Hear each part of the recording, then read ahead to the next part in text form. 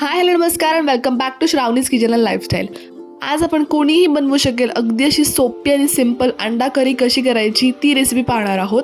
ही recipe अगदी easy आहे, तर शेवटपर्यंत नक्की पहा.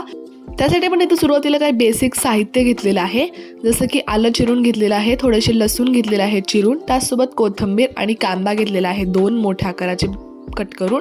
आता एका कढईमध्ये आपण हा कांदा जो आहे तो टाकून घ्यायचा आहे. त्यानंतर आपण हा 2 टेबलस्पून तेल टाकून घ्यायचं आहे.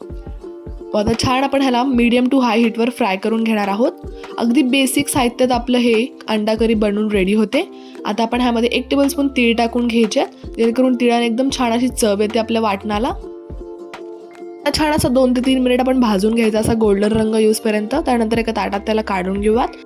आता त्याच कढईत आपण थोडंसं खोबरं टाकून घ्यायचं आहे, साधारण 8 ते 10 टेबलस्पून बारीक सुकं खोबरं आहे. आता आपण ह्याला छान असं फ्राय करून घेऊयात साधारण 1 मिनिट. त्यानंतर आपण इथे अंडी उकडत ठेवलेली आहेत, ती अंडी छान आपण अशी बॉईल करून घ्यायची आहेत. आणि आपलं जे वाटण आहे ते गार झाल्यानंतर आपण मिक्सरच्या भांड्यात टाकून घेऊयात.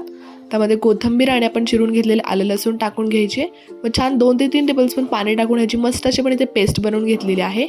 अंडी आपली इथे छान अशी उकडून झालेली आहेत, त्याची टरफाला काढून घ्यायची व चाकूच्या सहाय्याने त्याला आपण असं थोडंसं कट करून घेणार आहोत, जेणेकरून हे तळल्यावर आपल्या अंगावर उडणार नाहीत किंवा व्यवस्थित असे तळले जातील. आता थोड्याशा तेलामध्ये आपण आपली जी अंडी आहे ती छान अशी खरपूस रंग येऊसपर्यंत भाजून घ्यायची. तुम्ही पाहू शकता याचा कलर. त्यानंतर आपण ह्यामध्ये थोडंसं मीठ टाकून घ्यायचं आहे आणि थोडंसं रेड चिली पावडर टाकून घेणार आहोत. आता छान आपण 3 ते 4 मिनिट छान असं फ्राय करून घ्यायचं आहे तेलावरती.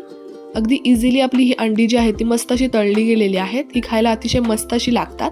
आता त्याच तेलामध्ये आपण 2 तमालपत्र व आपण जी पेस्ट बनवून घेतली होती ती टाकून घ्यायची आहेत व छान असं पण ह्याला या मसाल्याला छान फ्राय करून घ्यायचे तेलावरती. त्यावरतून अंडा मसाला किंवा चिकन मसाला व त्याचसोबत 1 टेबलस्पून गरम मसाला टाकून घेऊयात. आता सर्व आपण व्यवस्थितपणे मिक्स करून घेतलेला आहे.